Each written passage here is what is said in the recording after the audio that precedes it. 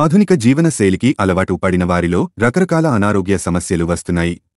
అజీర్ణం అనేది చాలా మందిని వేధించే సమస్య.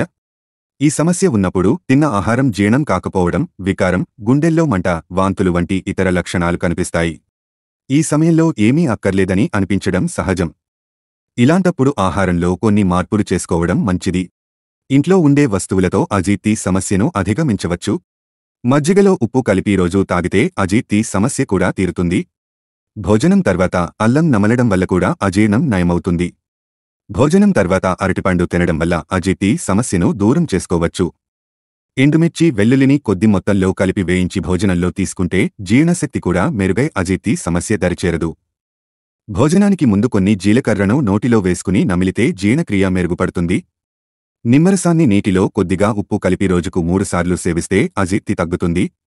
నిమ్మరసం తాగడం వల్ల అజీర్ణం వల్ల వచ్చే పులుపు నుంచి ఉపశమనం లభిస్తుంది.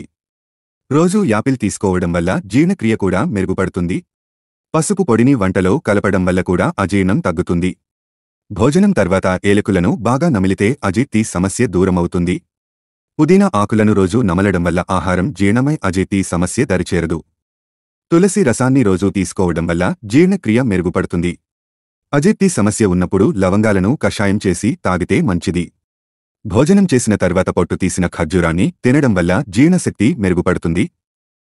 హాయ్ ఫ్రెండ్స్, ఇలాంటి వీడియోస్ మరిన్ని ఫ్రీగా చూడడానికి ఛానల్ని సబ్స్క్రైబ్ చేసుకోండి. అలాగే పక్కన ఉన్న గంట సింబల్ని నొక్కి పెట్టుకోండి.